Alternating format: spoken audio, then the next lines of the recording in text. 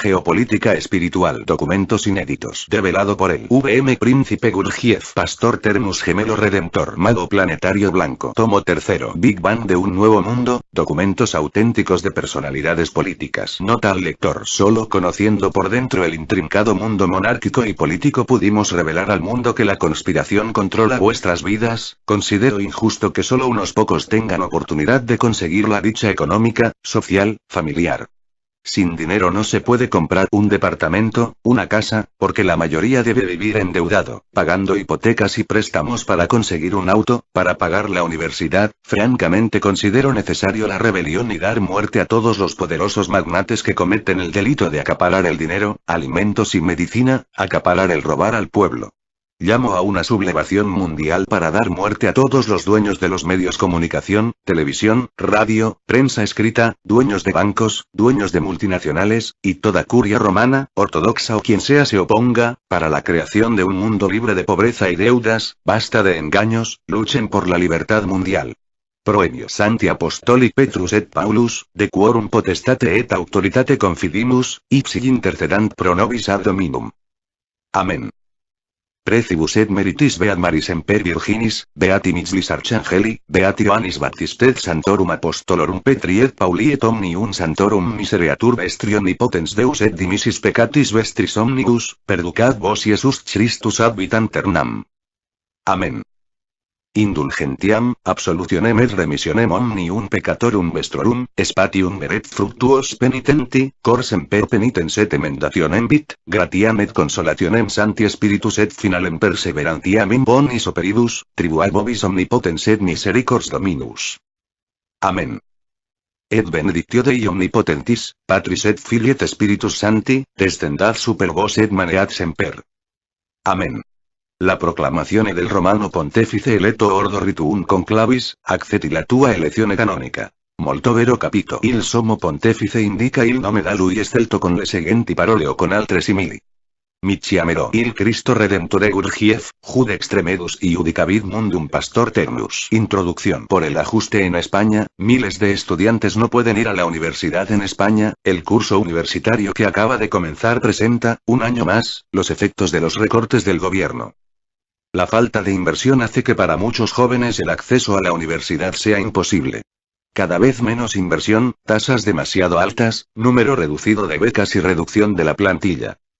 Asimismo, son los efectos de varios años de recortes en las universidades públicas españolas. Y este curso 2016-2017 no comienza de mejor manera. Pese al ligero repunte, desde 2010 los presupuestos de los centros universitarios han caído casi el 12%. Este jueves, el sindicato Comisiones Obreras ha presentado un informe en el que analiza la situación de la universidad pública. Entre otros problemas, la temporalidad laboral de los docentes o el descenso de alumnos matriculados. Hoy, más de 100.000 estudiantes menos que desde 2011. En plena crisis, el gobierno decidió elevar las tasas de acceso, y reducir el número y cuantía de las becas. En este sentido, esta falta de inversión del gobierno en la universidad pública tiene efectos concretos. Tan solo un centro español aparece en la lista de las 200 mejores universidades del mundo. La líder del partido opositor francés Frente Nacional, Marine Le Pen, responsabilizó a la Unión Europea de la continuación de la guerra en Siria. Hacéis todo lo posible para derrocar el gobierno sirio, sumergiendo al país en la terrible guerra civil y acusando a Rusia que lucha contra ISIS, declaró este miércoles en la sesión plenaria de la Asamblea en Estrasburgo. Además, Le Pen acusó a la UE en realizar una política migratoria irresponsable. Vuestra política irresponsable atrae cada vez más inmigrantes a nuestro territorio, dijo. Le Pen comunicó, citando Oficina Europea de Estadística, que los refugiados sirios constituyen solo 30% de todos los inmigrantes que llegan a la UE. Europa vive la peor crisis migratoria desde la Segunda Guerra Mundial, provocada principalmente por conflictos armados y problemas económicos en Oriente Medio y África del Norte.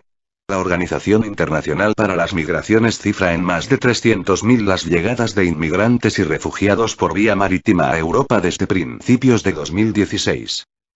Siria vive desde 2011 un conflicto en el que el ejército gubernamental se enfrenta a organizaciones terroristas, entre ellas ISIS y el Frente al-Nusra, actualmente, Frente Fatah al-Sham.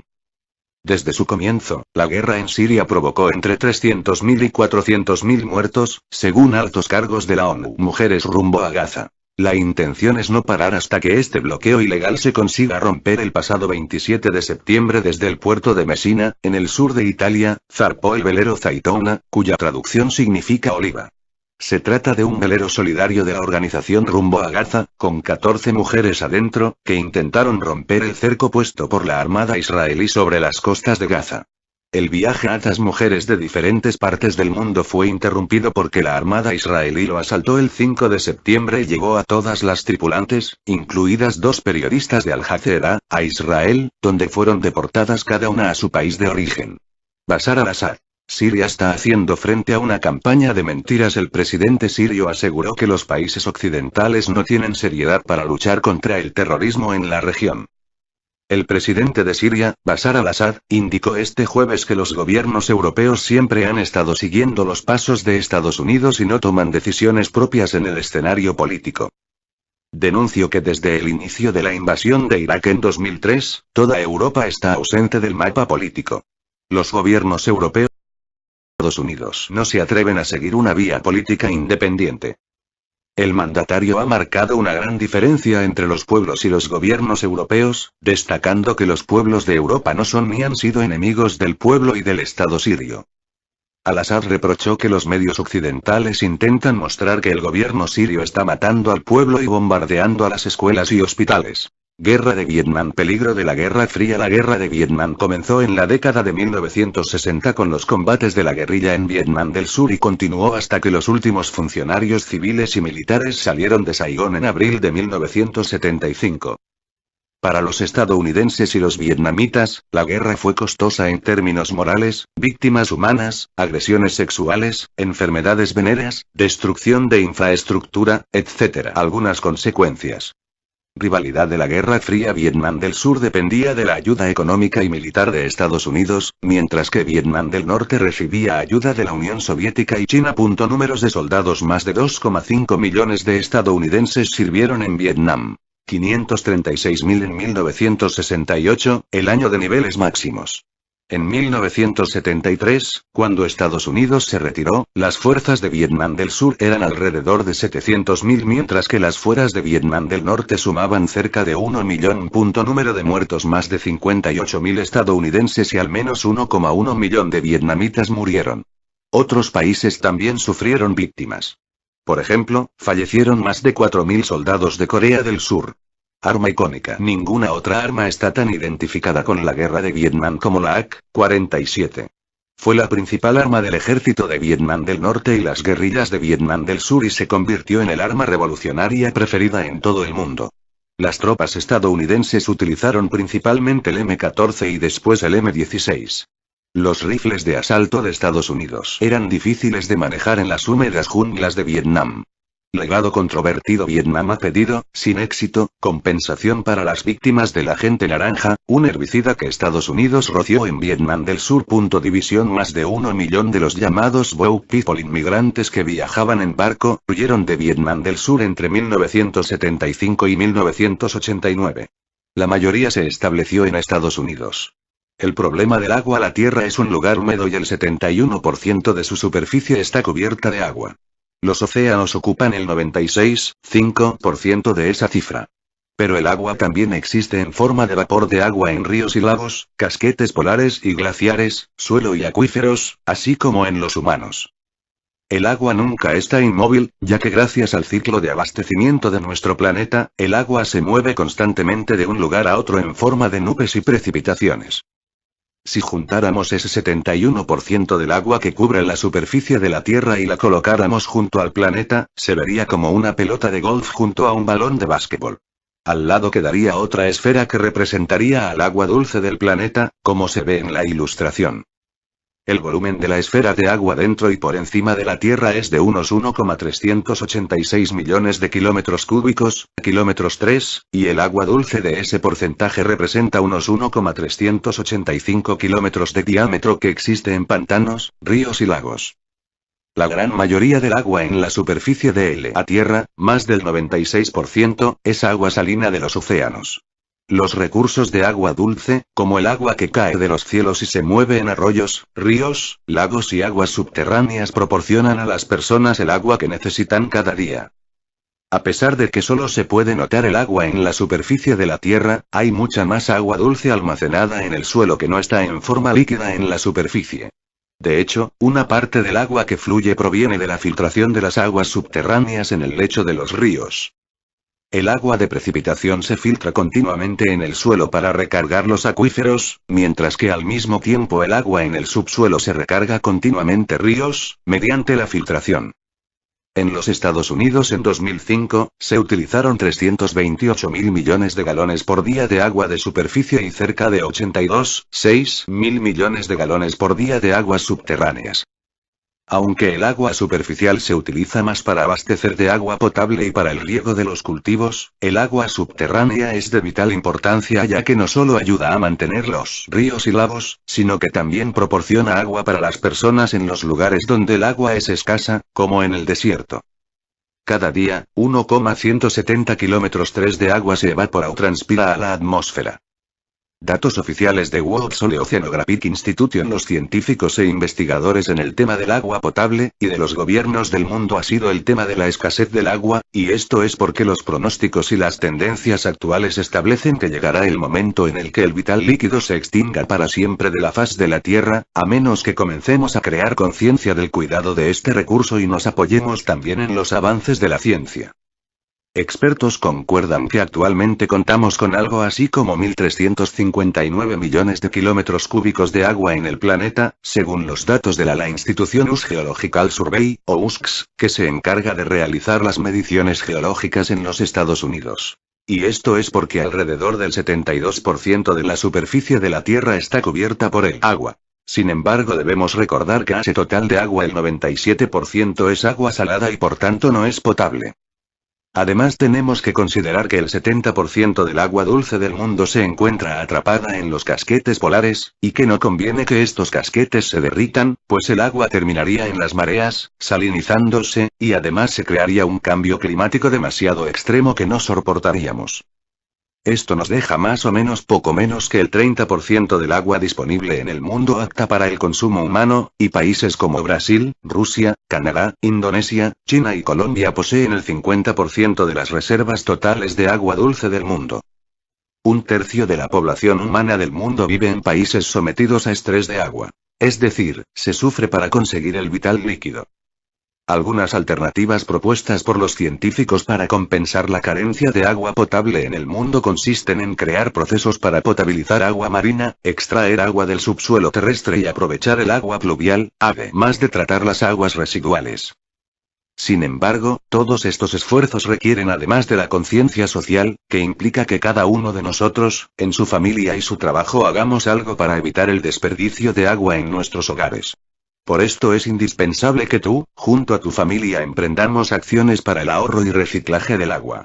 En un informe en Capitol Hill, Washington, el 6 de junio del 2007, el analista senior del Programa de Estudios Económicos del Medio Oriente en MENDI, Dr. Nimrod Rafaeli se dirigió al personal del Comité de Relaciones Exteriores del Senado en referencia a la falta de agua y los conflictos potenciales de la misma en el Medio Oriente. El Dr. Rafaeli será el editor del próximo blog económico de MENDI. El blog le proporcionará a sus lectores con las noticias económicas del Medio Oriente así como también el análisis de los principales desarrollos y tendencias.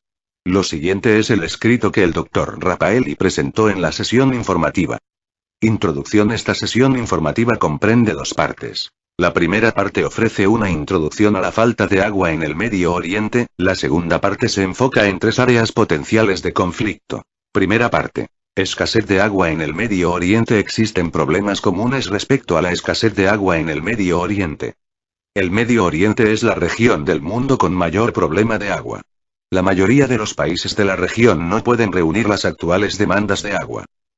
La tasa de disponibilidad de agua es de 1.200 centímetros metros cúbicos por persona por año, proyectado para ser reducida a la mitad para el año 2050, esto comparado a un promedio global de 8,900 centímetros por persona por año hoy día y aproximadamente 6,000 centímetros por persona por año para el año 2050. Los pozos acuíferos son sobrebombeados y la calidad de agua se está deteriorando, con consecuencias para la salud humana, para la productividad agrícola, y el ambiente. Los servicios de agua no confiables están incitando a la gente a que emigre en busca de mejores oportunidades. Aproximadamente el 60% del agua de la región es trasladable de sus fronteras, agua que fluye por las fronteras internacionales, pasando por varios países, incluyendo a Egipto, Irak y Siria, siendo afectada por las decisiones hechas río arriba por los países riparianos, localizados a la orilla de afluentes. La tasa de dependencia de la porción del total de los recursos de agua renovables que se originan fuera del país. Egipto 96,9%. Siria 83%. Irak 53,3%, y Jordania 22,7%. En donde, los acuerdos en la asignación de agua son cruciales.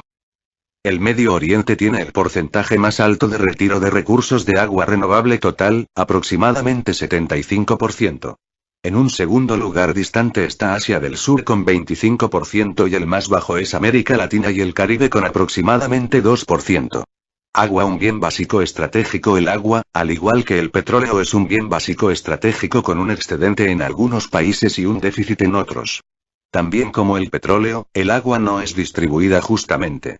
Por ejemplo, Canadá, con una población de 31 millones, o el 0,5% de la población mundial, controla 2,850 bcm billones de metros cúbicos de agua fresca, o el 2,5% del total mundial, que es el equivalente a la reserva china con una población 40 veces más que la de Canadá.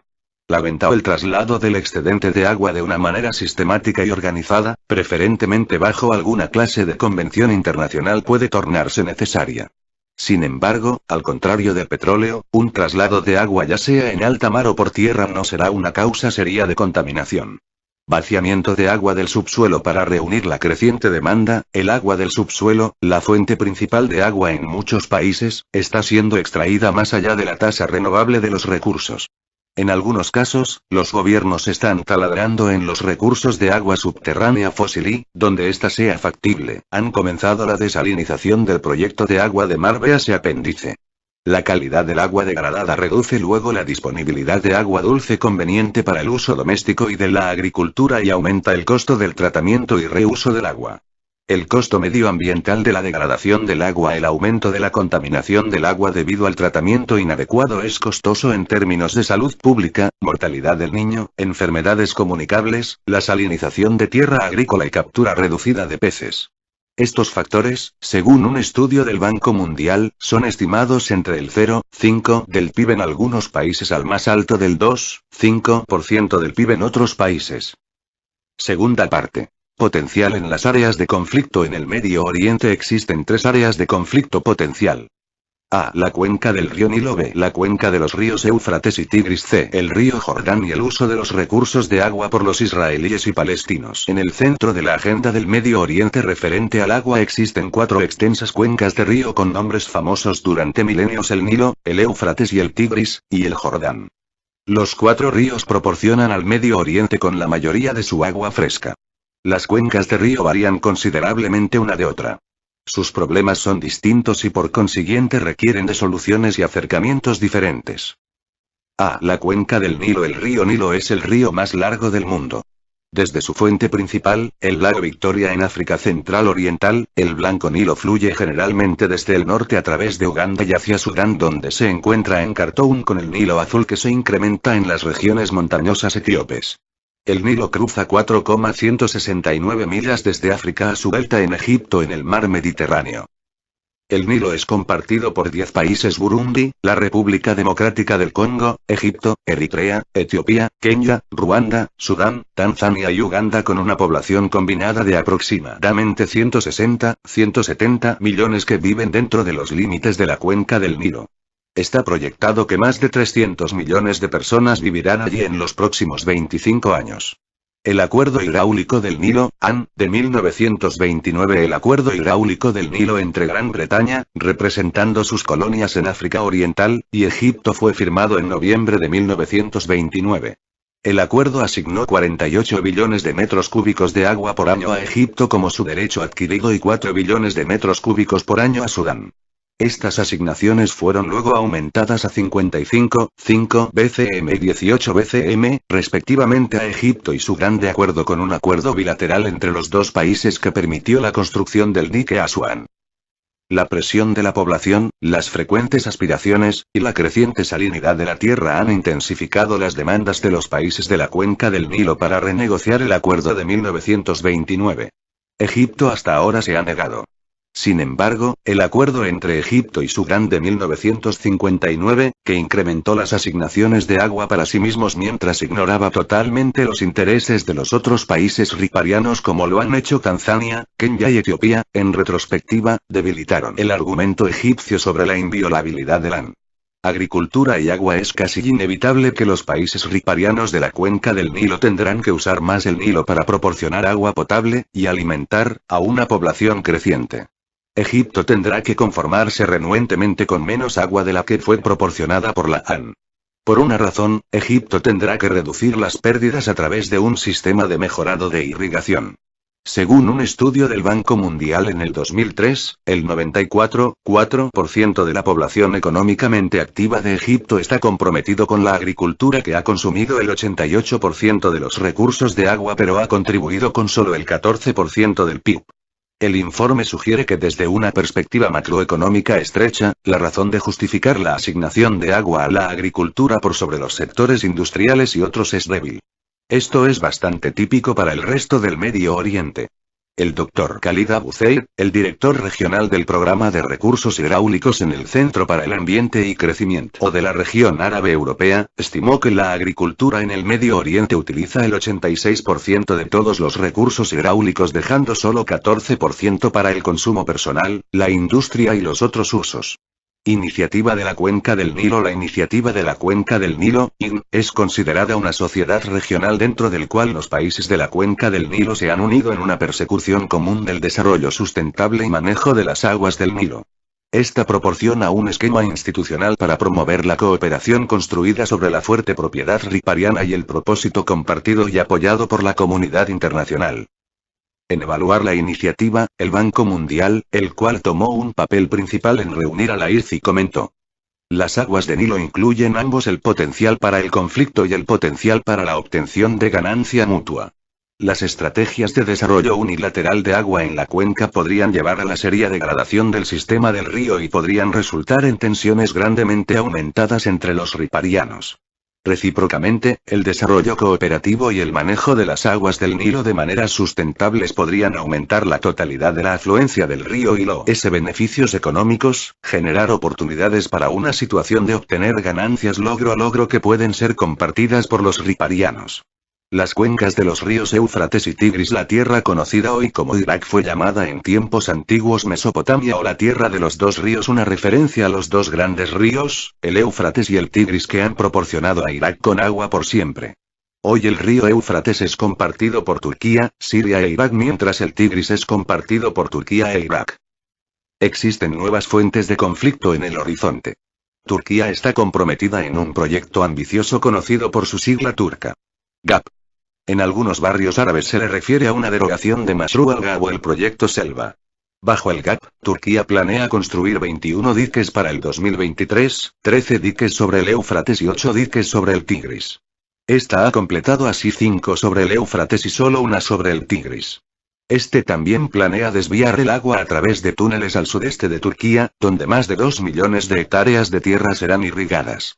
El proyecto, cuando se complete, producirá 47 billones de kW de electricidad anualmente. Siria e Irak alegan que, a. Turquía no ha consultado de antemano con ellos en sus planes. B. Los hidroproyectos de Turquía reducen la cantidad de agua que fluye hacia sus países. Y, c. Turquía está dejando correr agua contaminada a través de la frontera. Como mínimo está dejando correr agua sin material de sedimento, el cual es un fertilizante natural. Turquía ha rechazado las denuncias de sus dos vecinos Siria e Irak.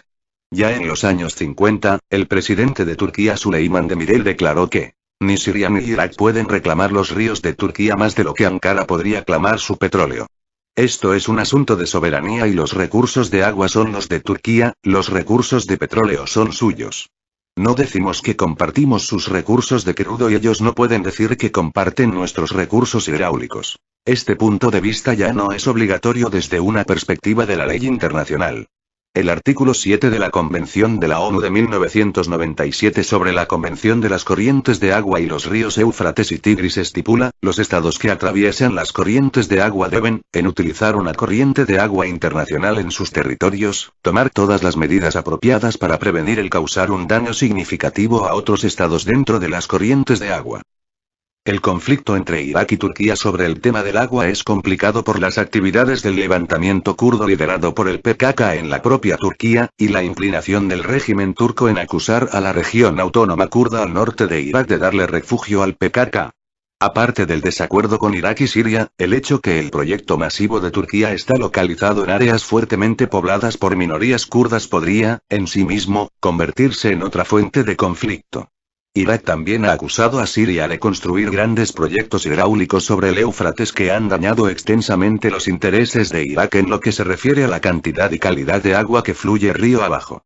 Como resultado de los diques en el Éufrates, el volumen de agua que fluye hacia Irak ha disminuido de 28 bcm billones de metros cúbicos a 10, 12 bcm y la calidad del agua se ha deteriorado considerablemente debido a la creciente salinidad. 6. Un estudio de la Organización de Agricultura y Alimentos de la ONU encontró que el 74% de la tierra irrigada en el centro y sur de Irak padece de salinidad. El río Jordán fluye entre 4 países, 2 de los cuales, Jordania e Israel, tienen un tratado de paz que regula el uso de la cuenca del río y sus afluentes. Los otros 2 países, Siria y el Líbano, son países litigantes riparianos. De los vecinos de Israel, solo Jordania puede exigir un más bajo potencial de agua. El anexo segundo del Tratado de Paz entre Jordania e Israel se dirige a los problemas de asignación de agua de los ríos de Jordania y sus principales afluentes, el río Yarmuk.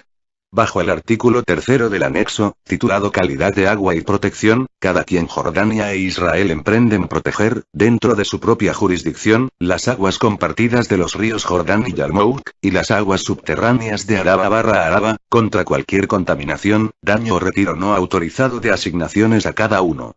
Y 1. Otras provisiones del artículo 3 llaman a una supervisión conjunta de la calidad de agua y la prohibición en la disposición de desechos de agua municipal e industrial en los cauces de los ríos Yarmouk y Jordán antes de que sean tratados con las normas que permiten su uso agrícola sin restricción. De hecho, el río Jordán está siendo contaminado con material de cloacas, particularmente en las 60 millas río abajo desde el mar de Galilea al mar Muerto. La práctica ha destruido casi todo el ecosistema del río.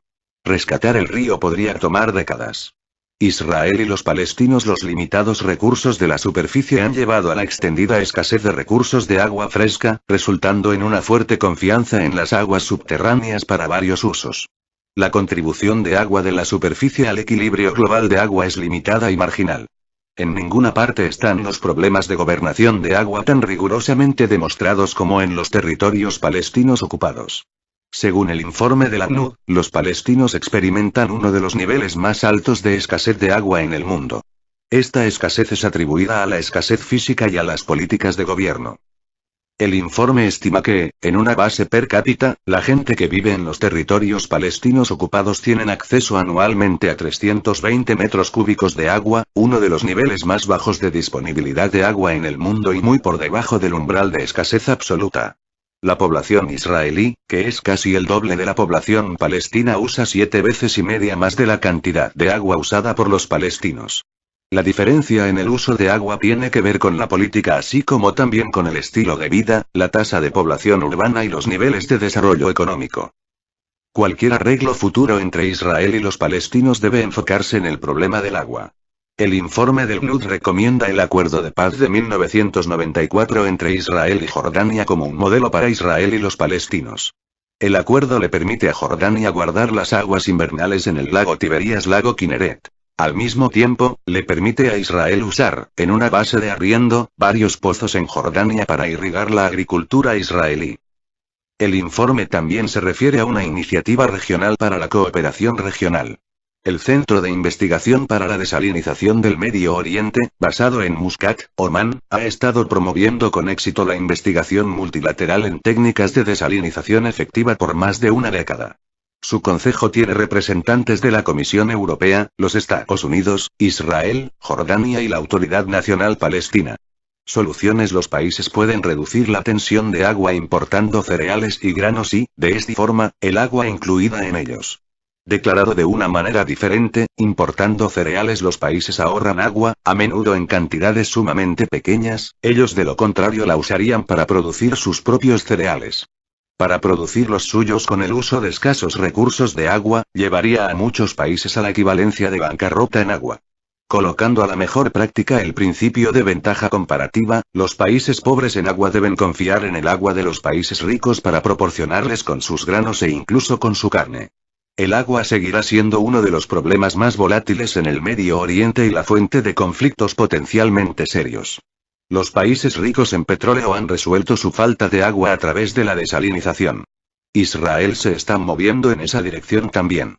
Países con recursos financieros más restringidos como Siria, Jordania, Marruecos y Yemen han sido renuentes a atravesar por el camino de la desalinización.